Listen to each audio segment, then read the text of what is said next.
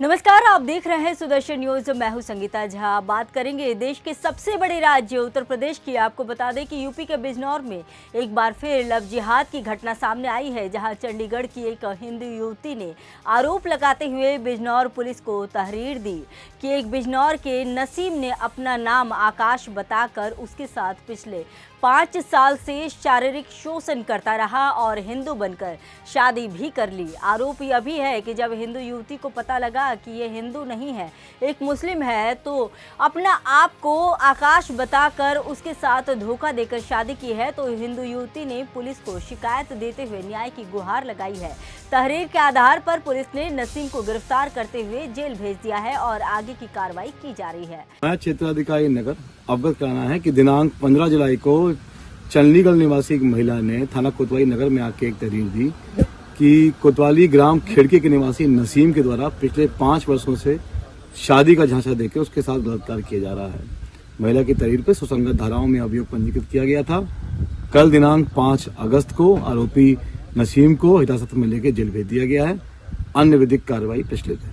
अब बात करेंगे यूपी के बस्ती की। तो आपको बता दें कि बस्ती में गौकशी मामले में हिंदू संगठन ने नाराज होकर मुख्यमंत्री को पत्र लिखा है।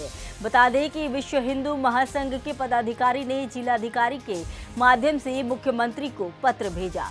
जनपद में कुछ दिनों से गौकशी का मामला लगातार सामने आ रहा है। हिंदू संगठनों द्वारा लगातार इसकी शिकायत की जाती है और एफआईआर दर्ज भी हुई, लेकिन अभी तक दोनों स्थानों पर किसी की गिरफ्तारी नहीं हुई है। आपको बता दें कि श्रावण माह में भी जनपद बस्ती में विभिन्न स्थानों पर गौकशी के मामले सामने आ रहे हैं।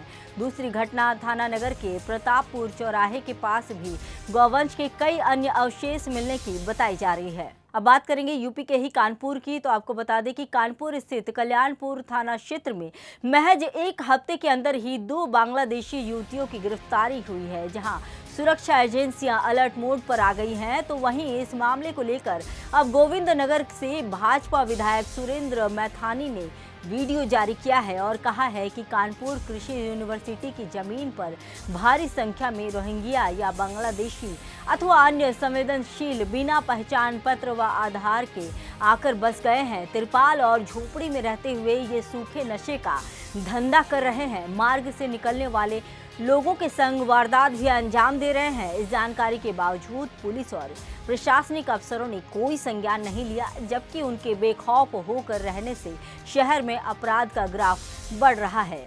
सोशल मीडिया पे एक वीडियो वायरल होता है आज से लगभग 6 साल पहले, जिस विषय ने आग का काम किया था, रोहिंग्या शब्द। वो शब्द वायरल हो जाता है, वो वीडियो वायरल होता है।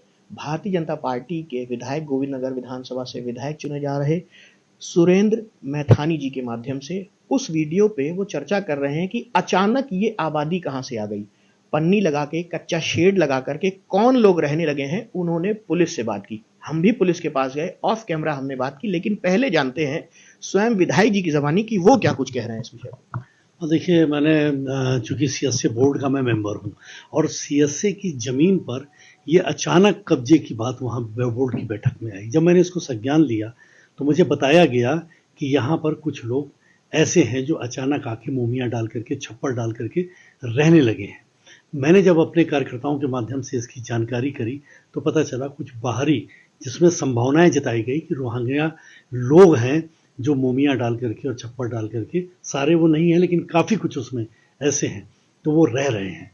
मैंने तुरंत इस पर चिंता जताते हुए कानपुर के जिलाधिकारी महोदय को, एक बैठक हमारी तुरंत उसके बाद हो रही थी, उसमें मैंने उनको संज्ञान दिया और इस पर आवश्यक कार्रवाई जो भी कानून सम्मत हो, मैंने कहा जांच करा करके इस पर अविलंब करिए, क्योंकि वहाँ से इस प्रकार की भी सूचनाएं आ रही हैं कि वो क्षेत्र का क्राइम रेट भी धीरे धीरे बढ़ रहा है। और कौन लोग हैं जिनके पास आधार कार्ड नहीं है, कोई आइडेंटिटी इंडिया की नहीं है और वो रह रहे हैं। अगर वो इंडियन हैं तो ठीक है, कोई ऐतराज नहीं, लेकिन अगर विदेशी है तो कम से कम प्रशासन के शासन की जानकारी में रहना चाहिए। मैंने तुरंत ये बात, जब पुलिस कमिश्नर के कैंप कार्यालय में हम लोगों की बैठक थी, हम सब विधायक बैठे हुए थे, मैंने पुलिस कमिश्नर को भी इससे संज्ञान दिया। मैंने कहा इस पर अविलंब आपका आवश्यक कार्रवाई करिए, कानून सम्मत कार्रवाई करिए, अन्यथा कोई ऐसा ना हो कि कोई बड़ी वारदात से कानपुर की कोई जनहानि हो, क्योंकि हम जनप्रतिनिधि हैं और हमारा ये कर्तव्य है कि कानपुर के नागरिकों की हितों की रक्षा हमें ही करनी है। इसलिए हम सचेत रह करके उनको कहा और उन्होंने उसी बैठक में तुरंत डीसीपी को निर्देश दिया कि आप जाकर के इसकी जांच करके कानून सम्मत इस पर कार्रवाई करिए। अच्छा, जैसे शब्द रोहिंग्या इस्तेमाल किया जा रहा है, तो क्या इनके पास कोई ऐसा एविडेंस है कि जिससे ये प्रूव हो सके, या कोई शिनाख्त हुई किसी प्रकार की, या इनके पास कोई आईडी नहीं है? नहीं, जो जानकारी में मेरे आई कि कोई आईडी नहीं है। जो इंडियन होगा उसके पास कोई आईडी तो होगी। मैं कह रहा हूँ डीएल होगा, राशन कार्ड होगा, कोई एक प्रमाण होगा, बैंक में अकाउंट होगा, कोई आधार कार्ड होगा, कुछ तो होगा। जिसके पास कुछ नहीं है, क्या उसकी जांच नहीं होनी चाहिए? ऐसे रोहिंग्या का शक और संभावनाएं से नकारा जा सकता है क्या? जिसके पास कोई आईडी नहीं। कौन लोग हैं जो ये विदेशों से आ गए? क्यों क्राइम रेट धीरे धीरे बढ़ने लगा था उस समय? तो अब इन्होंने कुछ समय जो वहां पर इस प्रकार का वातावरण इन लोगों के कारण से बना, तो मैंने कहा आप जांच कर लीजिए और जो कानून सम्मत हो उसकी कार्रवाई करिए। जब आपने पुलिस से बात की तो क्या पुलिस ने इस पे कोई आपको आश्वासन दिया? सुदर्शन के माध्यम से आप क्या कहना चाहेंगे? दो बार। मैं सुदर्शन चैनल के माध्यम से सभी जो हमारे इसके चैनल के उपभोक्ता हैं, जो इसको सुन रहे हैं, उन सभी को मैं ये बताना चाहूँगा कि हम सब चूंकि देश के नागरिक हैं और हमारा पहला कर्तव्य भी ये है कि जैसे हम अपने परिवार के प्रति अपने कर्तव्य को निभाते हैं, अपने राष्ट्र के प्रति भी अपने कर्तव्य को निभा करके, और ऐसे कहीं जो विदेशी लोग दिखाई दें या संभावनाएं विदेशियों की लग रहा हो कि ये विदेशी हैं, ये रोहिंग्या हैं, ऐसी जानकारी तुरंत प्रशासन के साथ शेयर करें, पुलिस प्रशासन के साथ शेयर करें और इस पर आवश्यक कार्रवाई कानून सम्मत कराने का काम करें। जानकारी प्रशासन को और जनप्रतिनिधियों को अवश्य दें।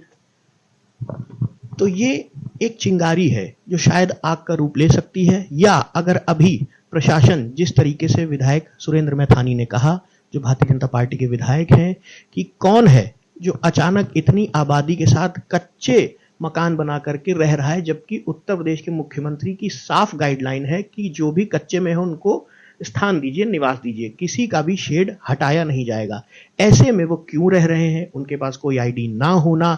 जब हमने पुलिस से बात की, ज्वाइंट सीपी कानपुर से जब हमने बात की, तो उन्होंने बताया इस पे हम अपना काम जारी रखे हुए हैं, सर्च मोड तेजी से चल रहा है, जल्द ही आपको हम उस पे बाइट और उत्तर देंगे। लेकिन फिलहाल हम आपको ये बता दें कि सुदर्शन इस मुहिम को उठा रहा है।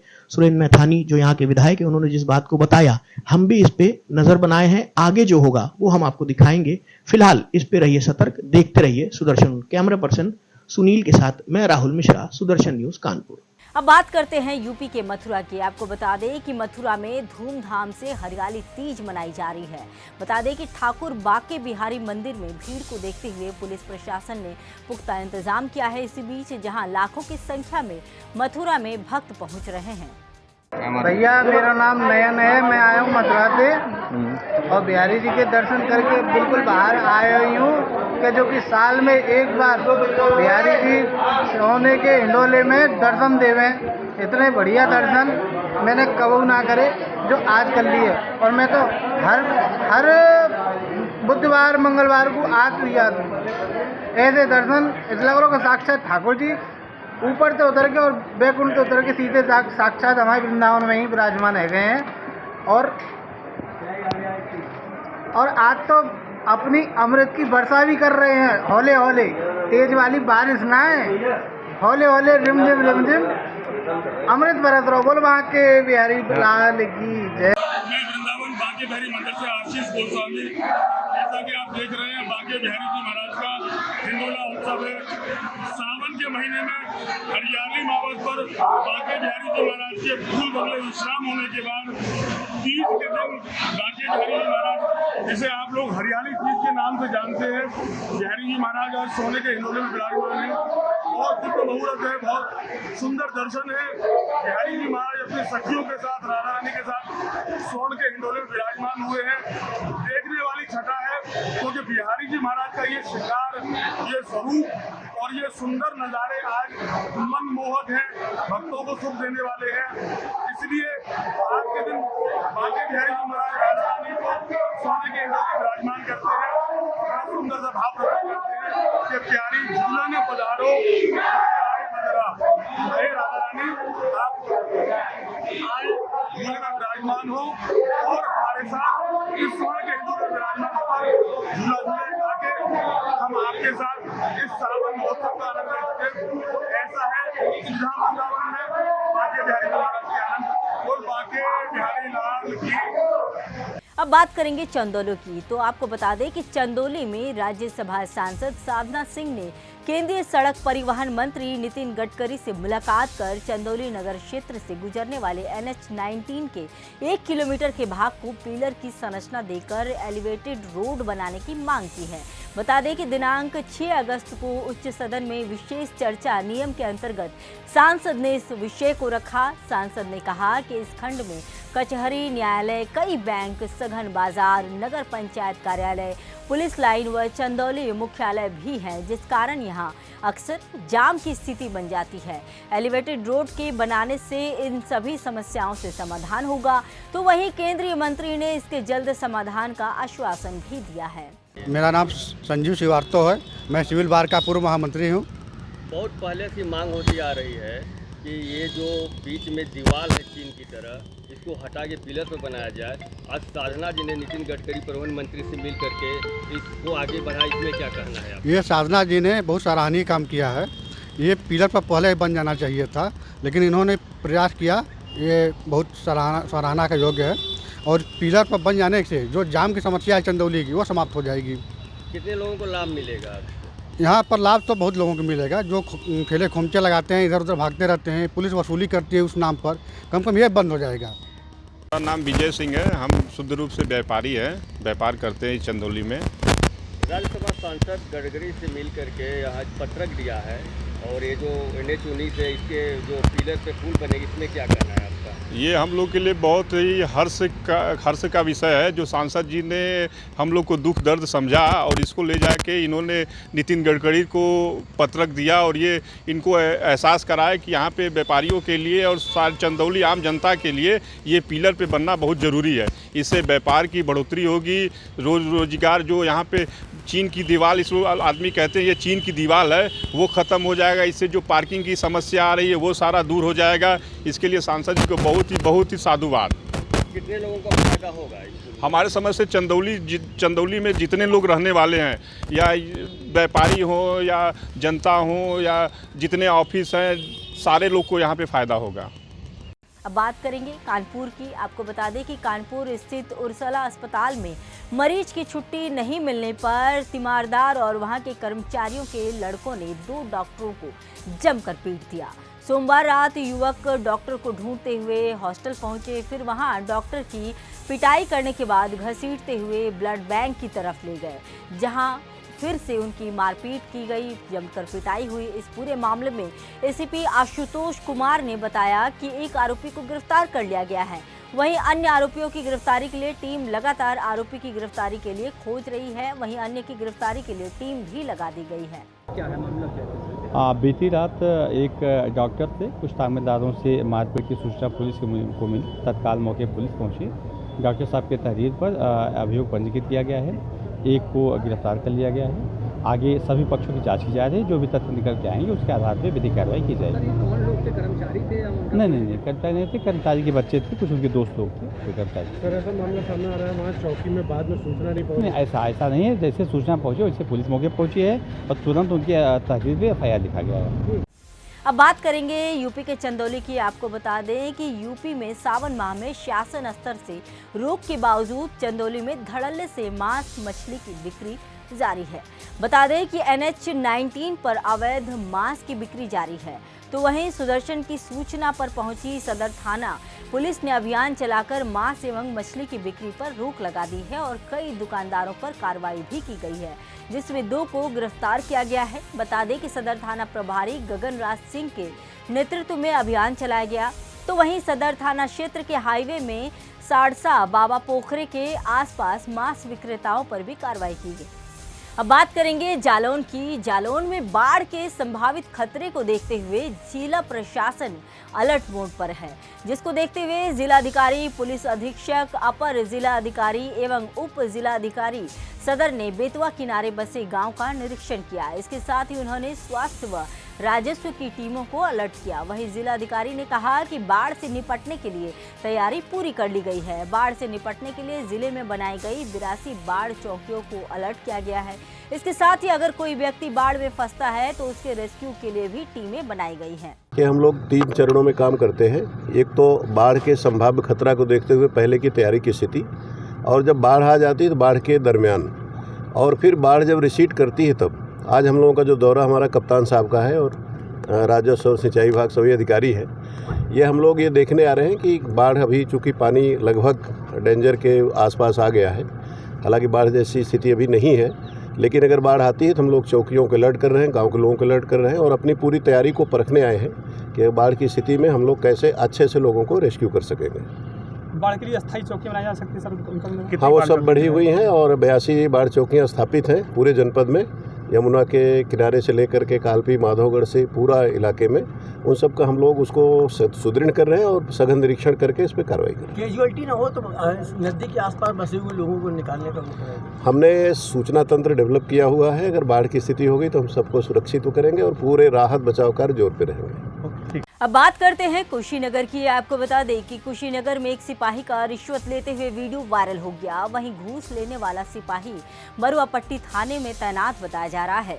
वीडियो वायरल होते ही पुलिस अधीक्षक ने एक्शन लेते हुए सिपाही को निलंबित कर दिया। वहीं थाना बरुआपट्टी क्षेत्र में हुई कार्रवाई चर्चा का विषय बनी हुई है, जहां पूर्व में इसी थाने पर रिश्वत लेने के मामले में सिपाही पर मुकदमा दर्ज हुआ था। सोशल मीडिया पर एक वीडियो वायरल हो रहा है जिसमें कि एक कांस्टेबल रंजीत, जो कि बरुआपट्टी थाने में पोस्टेड है, वो उत्कोच ले रहा है, जिसमें कि श्रीमान पुलिस अधीक्षक साहब द्वारा तत्काल प्रभाव से उसको निलंबित कर दिया गया है। अब रुक करते हैं शामली की ओर। आपको बता दें कि शामली जनपद के 2 अलग अलग थानों में लूट और चोरी की घटना का पुलिस ने मात्र 24 घंटे में खुलासा करते हुए 3 आरोपियों को गिरफ्तार कर लिया है, जिनके कब्जे से लाखों रुपए की नकदी और लूट की हुई मोटरसाइकिल बरामद की गई है। वहीं पकड़े गए सभी आरोपी पेशेवर अपराधी हैं और पहले भी कई बार जेल जा चुके हैं। पुलिस ने तीनों आरोपियों के खिलाफ मुकदमा दर्ज कर वैधानिक कानूनी कार्रवाई शुरू कर दी है। पुलिस स्टेशन थाना भवन में 5 अगस्त 2024 को एक मोटरसाइकिल लूट की घटना कारित हुई थी, जिसमें 2 अभियुक्त, एक सहारनपुर का रहने वाला है, एक मेरठ का, गिरफ्तार हुए हैं। उनके कब्जे से मोटरसाइकिल बरामद हुई है और घटना में कोई डंडा भी बरामद हुआ है। इसके पूर्व कोतवाली स्थिति में एक फौजी के साथ जो है 1,05,000 रुपये चोरी की घटना कारित हुई थी, जिसमें 1,05,000 रुपये की बरामदगी में एक अभियुक्त गिरफ्तार हुआ है। इस अभियुक्त का जो है दिल्ली का आपराधिक इतिहास प्राप्त हुआ है। शेष स्थलों से भी इसके आपराधिक इतिहास की जानकारी दी जा रही है। पूरी टीम को जो है उत्साहवर्धन व मनोबल के लिए जो है इनको नगद व प्रशंसा पत्र देकर के सम्मानित किया गया।